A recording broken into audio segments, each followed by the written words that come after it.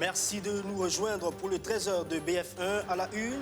À Bobo-Dioulasso, des résidents de Kobawe, un quartier non loti, crient à l'escroquerie sur les promoteurs immobiliers présents dans la zone.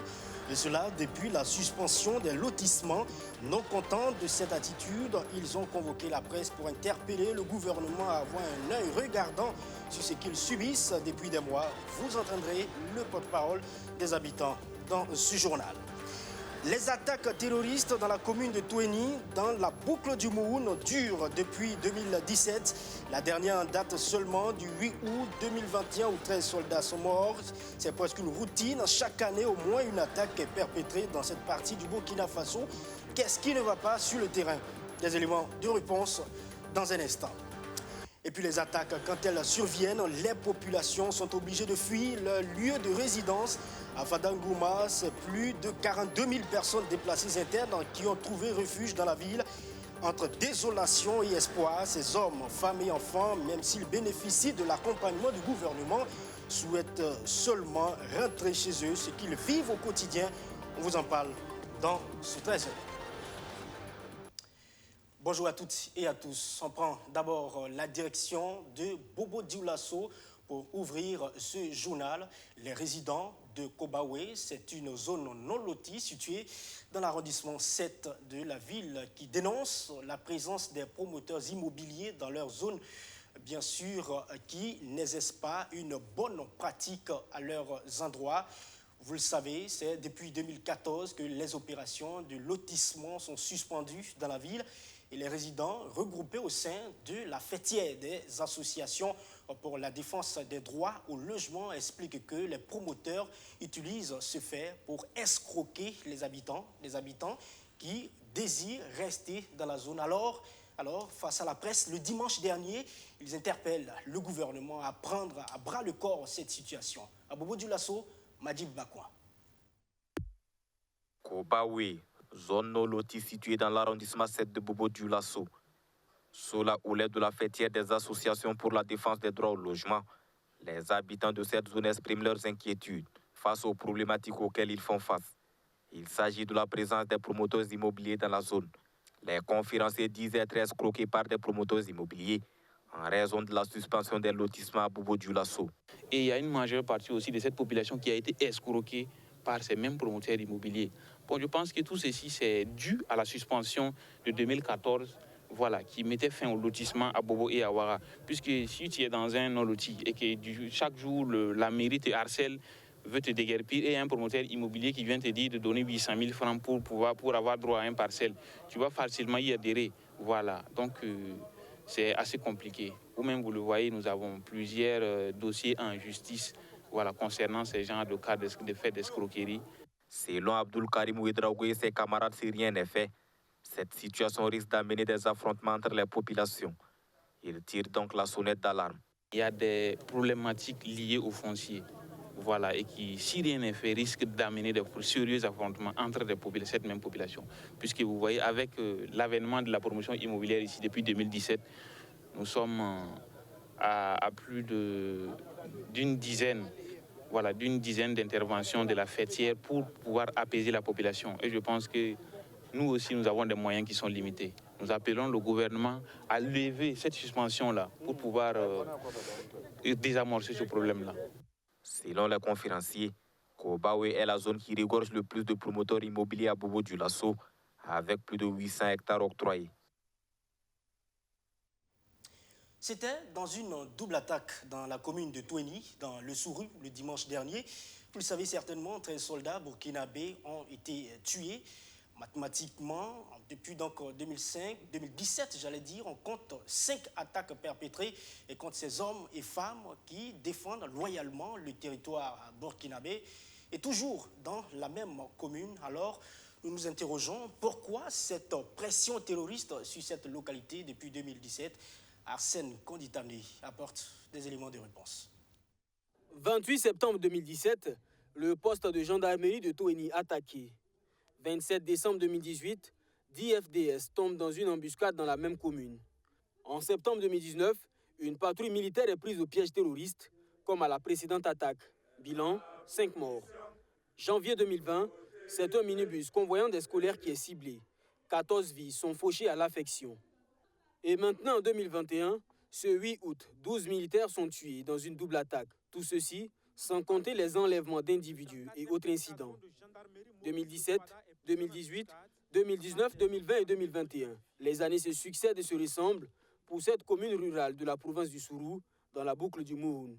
Face à la terreur et le sang versé, les Burkinabés s'interrogent et s'indignent. Pourquoi toujours cette commune? Quelles leçons avons-nous tirées des premières attaques de 2017? Pourquoi la spirale se poursuit en dépit de toutes les interventions de l'armée? Les forces sur le terrain sont-elles mal organisées ou mal équipées? En ce qui concerne la dernière attaque, les motifs des forces du mal sont à rechercher dans la récente neutralisation des leaders terroristes dans la région, selon l'expert en sécurité Mahamoudou Sawadougou. Donc à chaque fois qu'on décapite un chef militaire, il faut s'attendre à une montée de la violence. Non, la stratégie serait effectivement de ne pas se focaliser sur les leaders terroristes parce que nous prenons trop de temps et nous gaspillons trop d'hommes pour traquer rien que les leaders. Alors qu'il faut se concentrer sur les hommes parce que c'est toute une organisation qui est mise en place, une structuration qu'ils ont construite qui les permet d'aller au-delà du leader. C'est-à-dire que l'organisation arrive à survivre chaque fois au-delà du leader. Donc, ce qu'il faut faire, c'est déstructurer l'organisation et en partant de la base, en partant de leurs bras armés, c'est-à-dire des hommes sur le terrain qui mènent l'action. L'autre question que tous se posent également, c'est de savoir pourquoi la commune de Toeni est régulièrement la cible. Pourquoi cette forte pression? Le problème, on a d'abord un problème de collaboration entre les FDS et les populations, ce qui fait que les FDS n'arrivent pas à avoir le renseignement pour anticiper sur les attaques. Il y a aussi le fait que c'est des communes qui sont frontalières avec le Mali, qui fait qu'effectivement, il est facile pour les groupes armés terroristes de traverser l'un ou l'autre pays. Donc, ça veut dire qu'il y a même un manque de collaboration entre nous et le pays voisin. C'est ça qui fait que les groupes arrivent à surfer entre les frontières. Et l'autre effet, c'est aussi qu'il y a des conflits communautaires dans la zone qui fait que les communautés, de fois, font appel à ces groupes armés terroristes pour résoudre leurs problèmes, là où l'État n'arrive pas à résoudre. Donc, des fois, ça amène à des violences et ça amène aussi à l'ingérence de ces groupes armés terroristes dans la vie quotidienne des communautés. Donc, c'est tout ça qui explique le fait que, effectivement, c'est difficile pour des détachements qui ne sont pas aussi équipés, très bien équipés, qui est de contrôler la zone et de faire face à tous ces facteurs qui contribuent à augmenter la violence. Pour ce spécialiste, dans l'urgence, il faut restructurer le système sécuritaire burkinabé de sorte à renforcer l'ancrage des détachements militaires, par exemple, en dotant conséquemment les hommes d'outils de protection, individuels et collectifs. Il poursuit en insistant sur la nécessité de se pencher sur la collaboration population-FDS dans le but de renforcer le système de renseignement. À ce niveau, l'expert déconseille formellement l'application de mesures drastiques comme la fermeture des sites miniers artisanaux, l'interdiction de certaines cultures. Pour lui, ces mesures peuvent pousser les populations à basculer dans l'autre camp. Et oui, il faut faire vite pour éviter que les populations ne se retrouvent dans le camp adverse. Parce qu'à Fadang Gourma, dans l'est du Burkina, les populations qui ont fui les attaques terroristes sont en quête de solutions pour un mieux-être. Les PDI, c'est comme ça qu'on les appelle, les personnes déplacées internes, sont plus de 42 000 repartis sur plusieurs sites dans la ville, n'ayant rien apporté avec eux comme besoin de première nécessité. Ces PDI se battent comme ils peuvent pour vivre dignement. Les actions de charité, le gouvernement en a posé à leur endroit, mais elles sont encore insuffisantes. Dans ce 13 heures, nous vous racontons ce qu'ils vivent au quotidien. Regardez. Je viens du village de Kompiembega. Lors de l'attaque au marché à bétail, mon mari y était. Il a été tué. J'ai pris les enfants et nous sommes venus ici à Fada. Comme Dame Hélène, ils sont nombreux les déplacés internes qui ont trouvé refuge dans la commune de Fadangourma. Pour être précis, ils sont 42 162 déplacés selon les chiffres de mars 2021 pour la province du Gourma. Ils ont tout abandonné dans leur village d'origine pour cause d'insécurité. Mes frères, mes enfants et moi, nous sommes au nombre de 30. On a tout laissé à cause de l'insécurité. J'ai laissé même mes animaux. Donc ici, j'ai pu amener un seul sac de maïs et de sésame. Sinon, tout le reste est resté au village. Se retrouver dans une nouvelle localité sans avoir rien à prêter pour la circonstance n'est pas aisé. Heureusement, le gouvernement et ses partenaires œuvrant dans le social sont là pour les soutenir. En tout cas, je ne sais pas de quelle structure il s'agit. Moi, on m'a appelé et on m'a donné 2 tentes. Nous leur disons merci pour cela.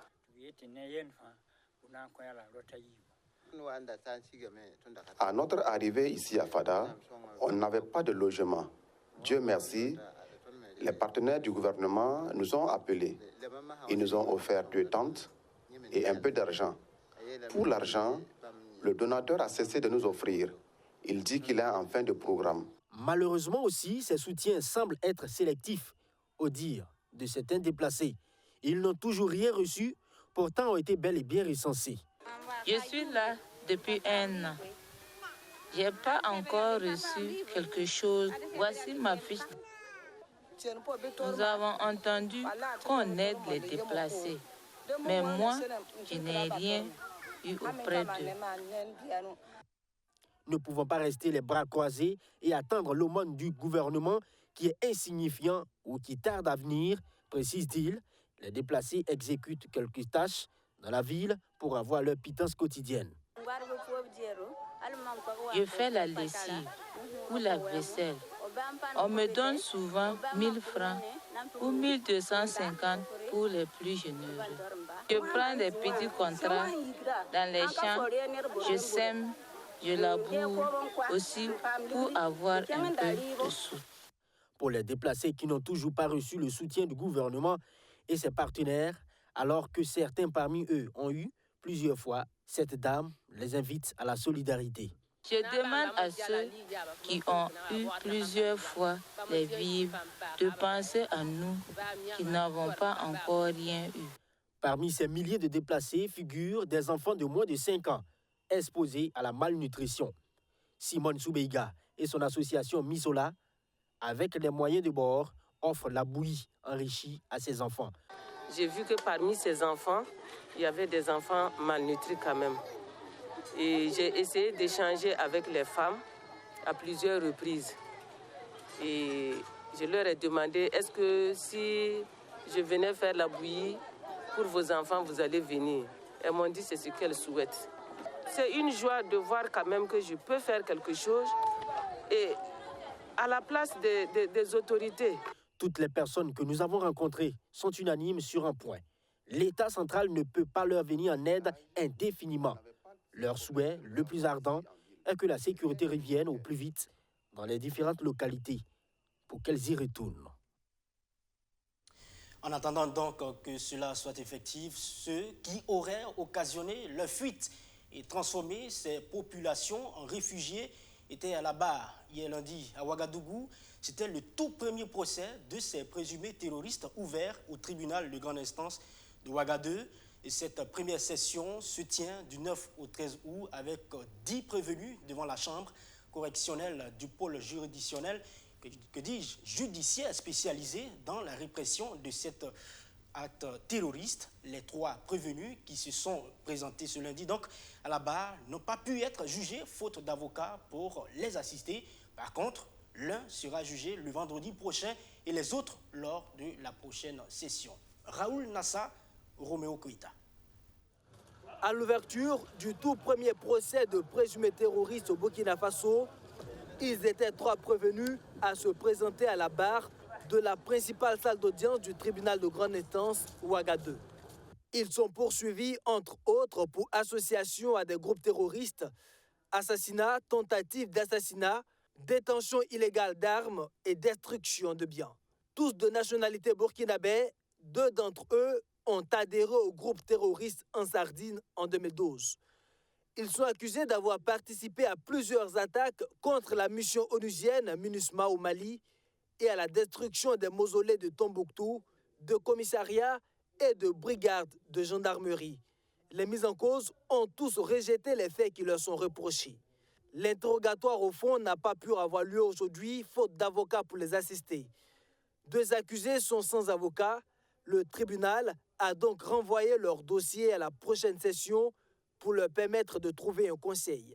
Le 3e, dont l'avocat était absent, a vu son dossier renvoyé au vendredi 13 août prochain. Pour cette première session du procès de présumés terroristes, 10 dossiers sont programmés devant la chambre correctionnelle du pôle judiciaire spécialisé dans la répression des actes terroristes. Les audiences de cette première session se tiennent du 9 au 13 août prochain.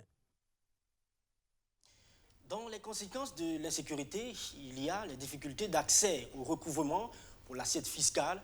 Les agents de la Direction générale des impôts et de la douane, depuis le début de cette crise, ne parviennent pas à faire le recouvrement dans certaines zones rouges. Et la Covid-19 est venue enfoncer le clou pour donc constituer les recettes internes. La douane, les impôts et la comptabilité publique ont revu leur stratégie. Et au premier semestre de l'année 2021, le Burkina Faso a fait un bon saut en avant en mobilisant un taux de 102% en ce qui concerne donc les recettes internes.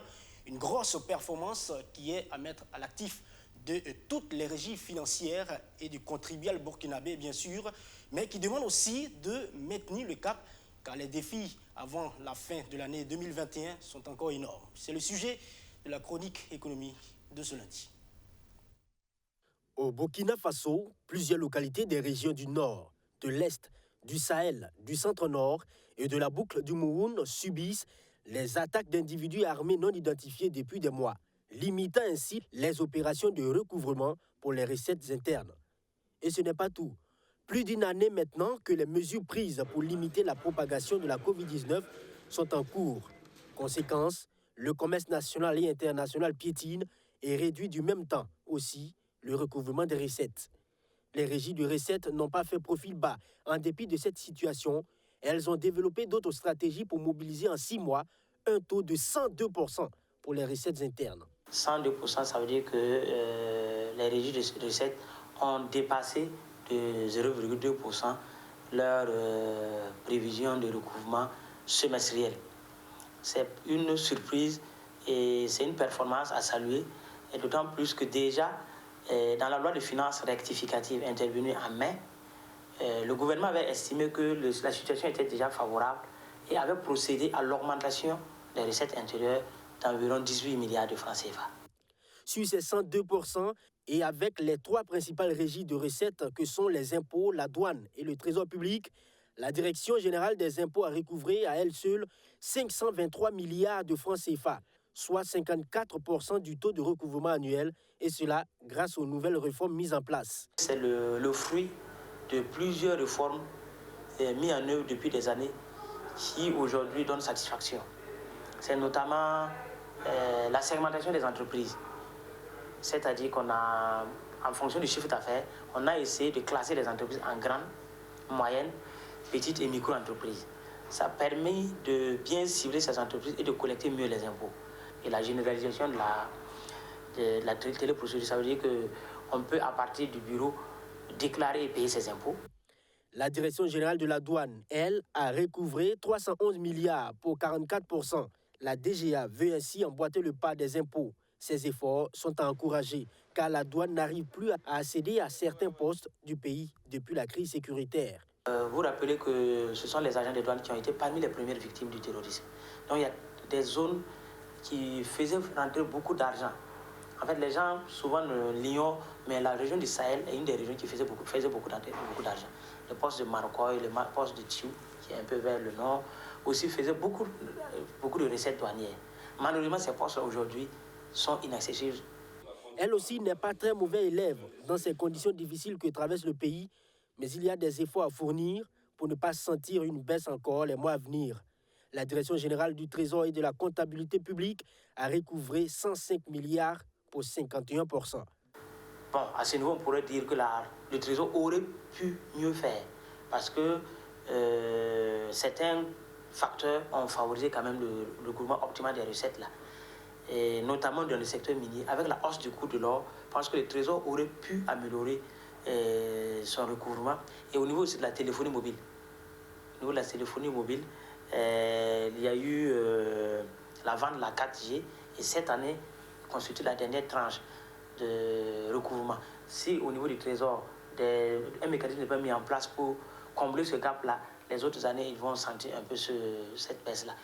Si ces performances se poursuivent, cela pourra avoir un impact positif pour le coût d'exploitation et se répercuter du même temps sur les impôts des sociétés.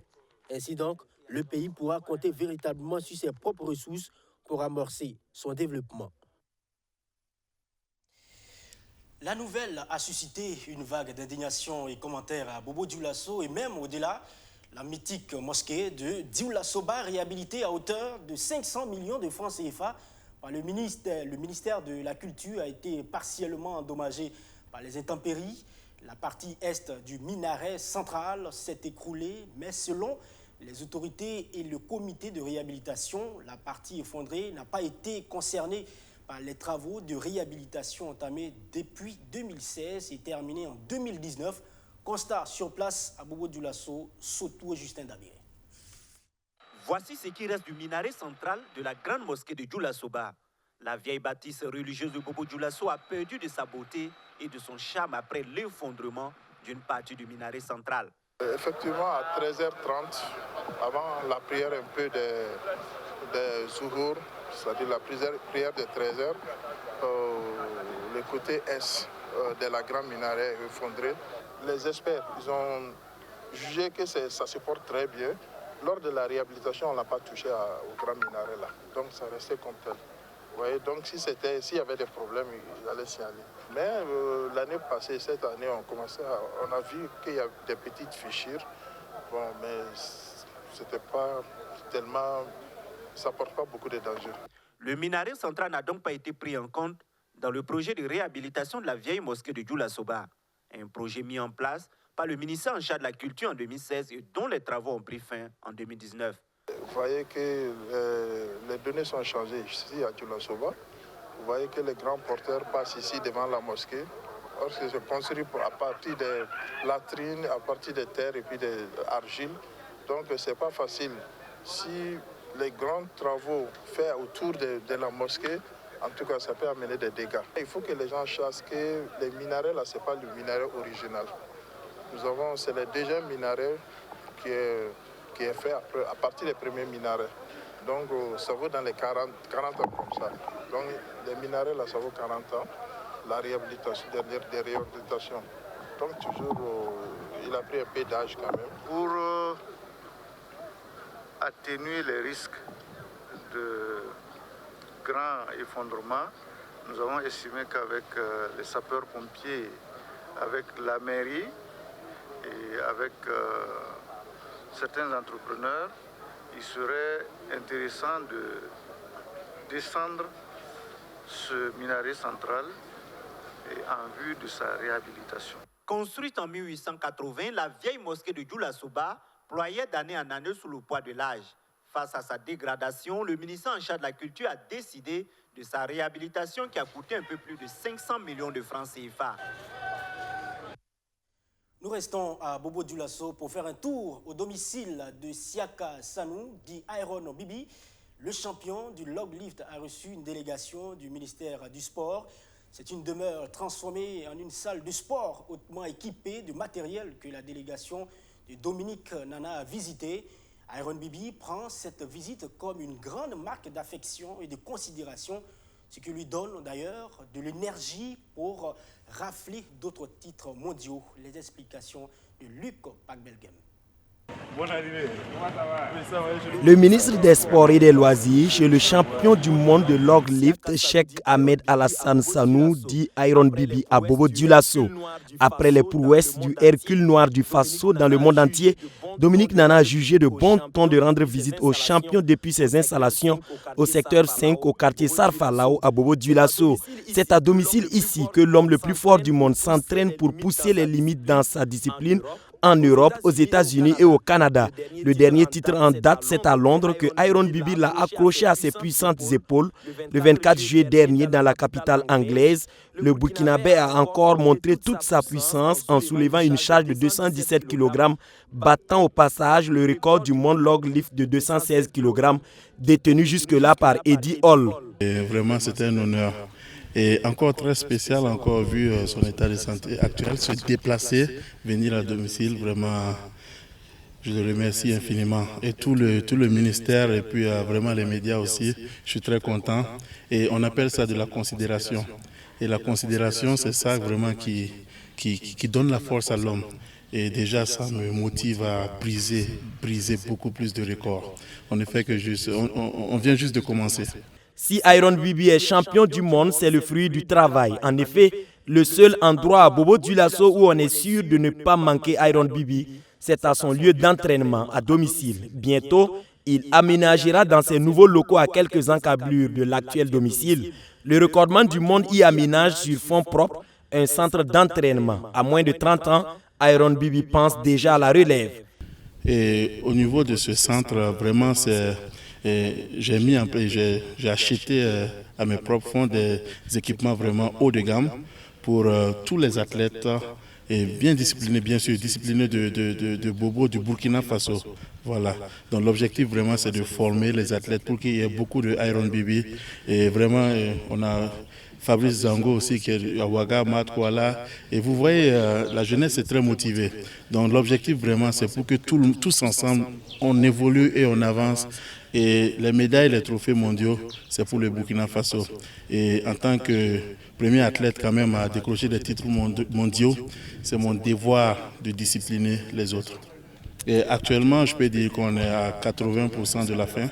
Voilà. Donc, à cause de la situation sanitaire, j'étais un peu faible sur le plan financier, mais là, les choses ont repris et Inch'Allah, on pourra le terminer en bonne santé.